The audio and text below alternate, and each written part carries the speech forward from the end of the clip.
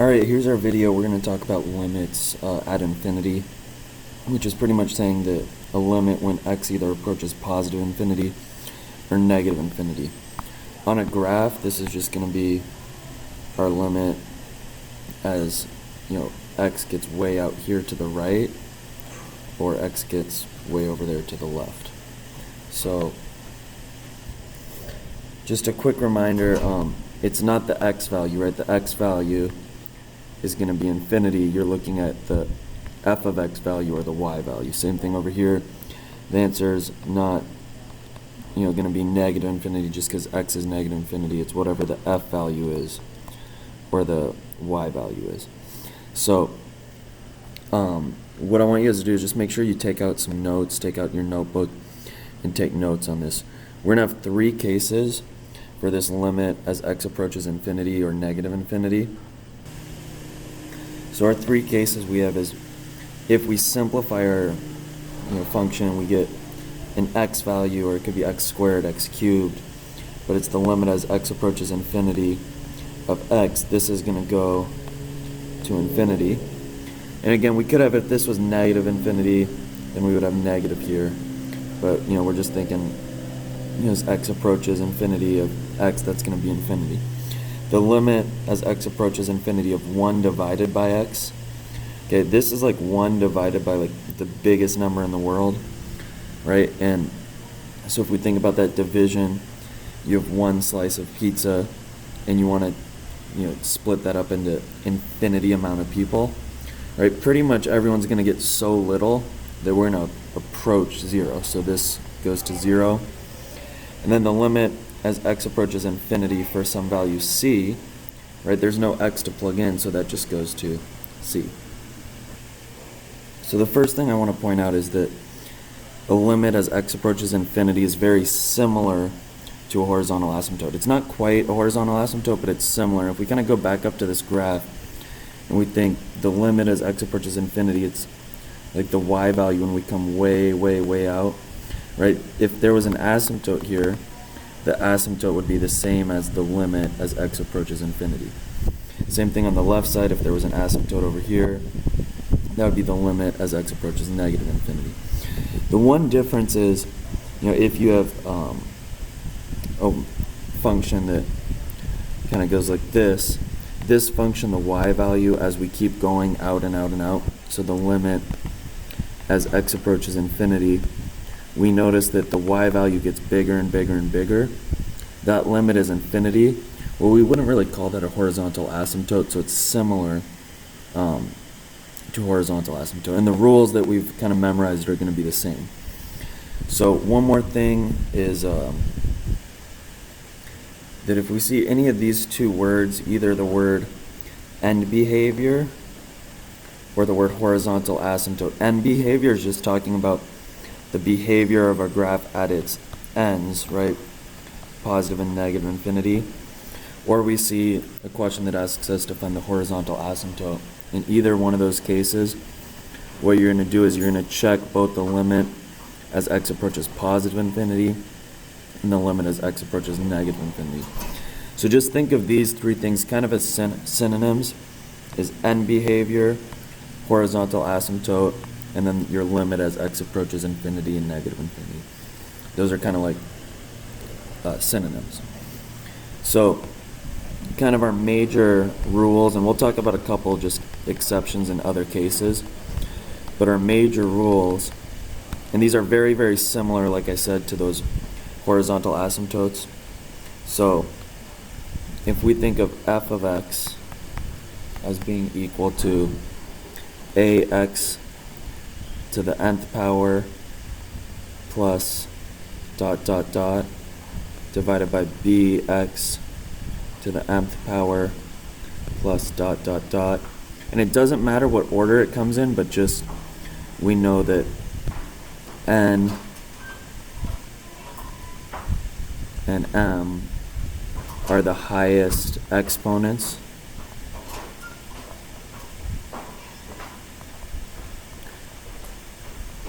in your numerator and denominator.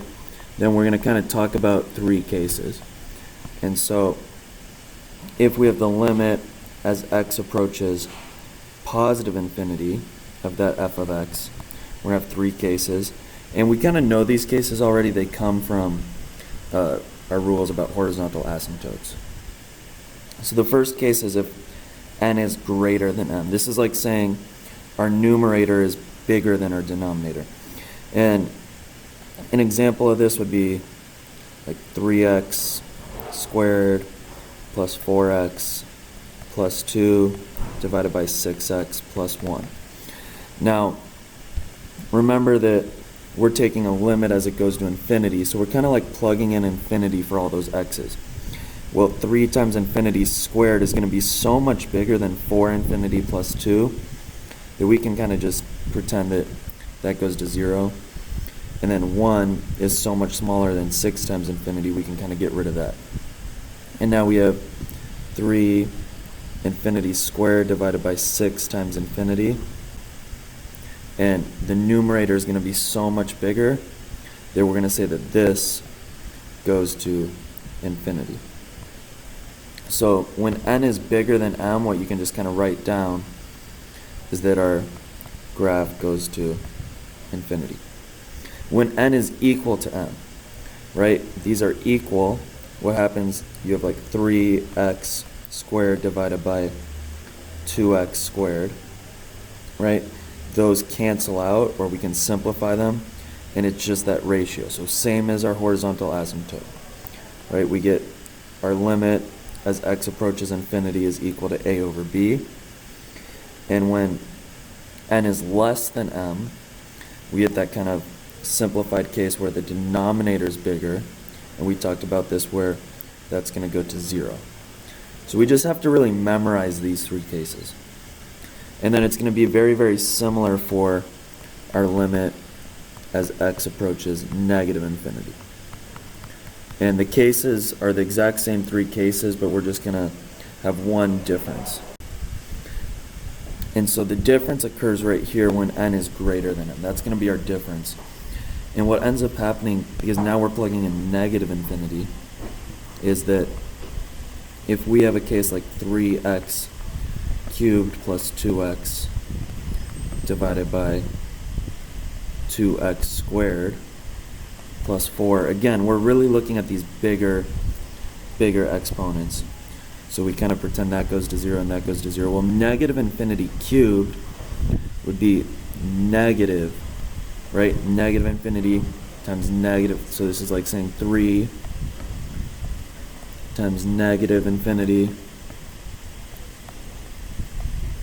times negative infinity times negative infinity. That's going to give me a negative answer.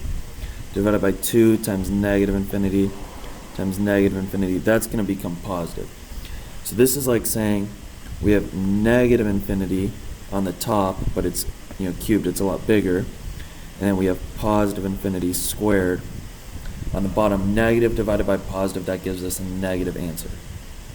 But if we had a different case, if we had like 3x cubed divided by 2x, then you could see that this would be like a negative infinity cubed in the numerator and a negative infinity in the denominator. Negative divided by negative would give us a positive infinity answer. And another case you could have is like 2x to the fourth divided by x squared, right? They're both positive. Everything's going to be positive. And the way that you can kind of make just an easier rule about this is that if you subtract those exponents, so if you kind of say, okay, if n minus m, right? I like to use n on top, numerator, right? Numerator minus denominator, x, and these are the exponents. If this is going to be an even answer, okay, that's like saying x third over x, right? 3 minus 1 is even, right? It's 2, or x to the fourth divided by x squared, that's even. Okay, if it's even, what happens is that it goes to positive infinity. Okay, and then if n minus m is odd, then we get negative infinity. And so that's kind of our two cases. Everything else actually ends up staying the same.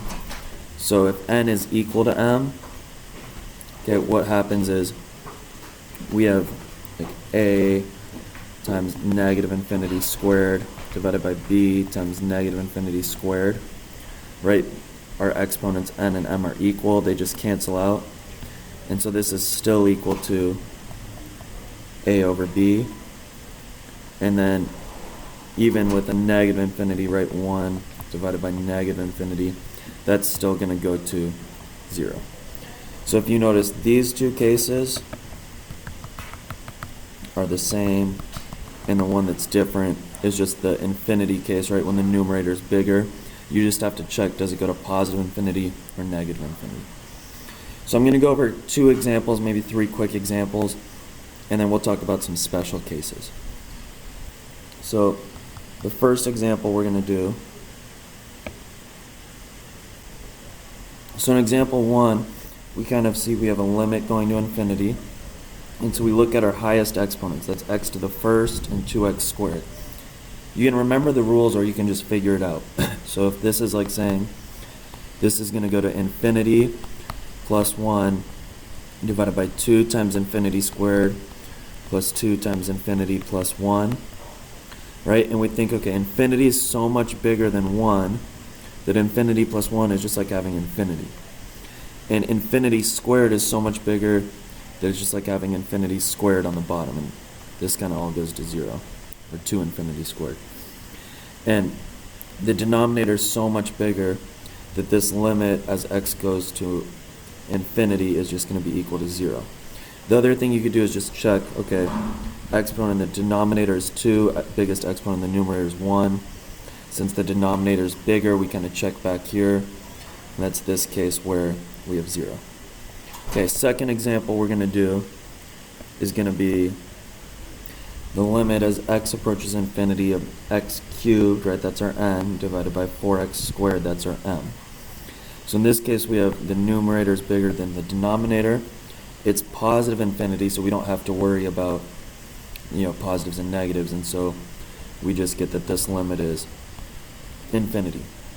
Quick note, if we did have that limit going to negative infinity, then we would have just subtracted, and so kind of done 3 minus 2, which is odd, which means it's negative infinity. The other thing, I don't usually remember that odd and even, so I just kind of think negative infinity cubed is still negative, negative infinity squared is positive, so that's negative divided by that becomes positive, which would give us negative infinity. Okay, third example, I'm going to make this one a little bit trickier. So our third example is going to be this one with a square root. Now, a lot of students will just think squared into the first power and just immediately start doing it. But we need to notice this square root is also part of our exponent. So this is the square root of 2x squared. That's my biggest on the top, and 4x to the first is my biggest on the bottom. Now the square root of something squared, we're going to just kind of take out that x squared, right? So what I'm going to say is, I'm going to get rid of, if I really want to write this correctly, I'm going to pretend that goes to 0 and that goes to 0. Say this is similar to the limit as x approaches negative infinity of radical 2x squared divided by 4x to the first. And then I'm going to just take out this x squared and say that's x, or we need to write the limit again, the limit as x approaches negative infinity of x radical 2 divided by 4x to the first. And now we see that the numerator and the denominator, the exponents are actually the same, and so those will cancel out, and that's the case where n is equal to m. So it's that a over b, which in this case is radical 2 divided by 4. And so that would be my answer. Now we're going to do a couple special cases, and what I want you to just remember is the limit as x approaches infinity of sine of x. And I want you to think sine of x, it just bounces, and same with cosine of x, so or cosine of x, they just bounce between negative 1 and 1. So it's always negative 1 and 1. So when we do that, this next example, just kind of keep that in mind, that the biggest or the smallest sine of x can ever get is 1 or -1. So in this case, we have the limit as x approaches -infinity of x divided by cosine of -3x. And again, this, the biggest that's ever going to get, right, it could go to cosine of x could go to +1 or to -1. And in the numerator, that's going to be that -infinity. So when we think about this, okay, what we really have to kind of remember, and so what we want to think is this is going to go back and forth, right? -1, +1, -1, +1. So this is, basically oscillating back and forth from -1 to +1 and keeps bouncing back. So if you think about it, this could be, anywhere between -infinity to +infinity. Or we're just going to say, since it's oscillating, we're just going to say it does not exist. It's undefined. Then one last example.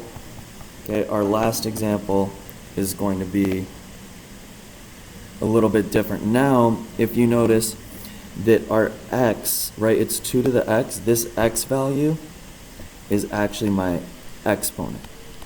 Okay, and if you think about it, right, our case, like, is m bigger than n? Is m equal to n? Or is m less than n? Right, and a lot of people do this way. I actually flipped them for us. I put n greater than m just so the numerator is that n. And so when we think about this, okay, if I plug in infinity here, that means that this n value is infinity. Is infinity greater than, less than, or bigger or equal to 2? Well, infinity is way bigger than 2, so that's going to be this case. So this limit would be bigger in the numerator. It's like 2 to the infinity power divided by infinity squared. We'll go into the infinity power is way bigger, so this limit is going to go to infinity. Okay, hopefully that kind of makes sense. Again, just a reminder on the homework when it says end behavior.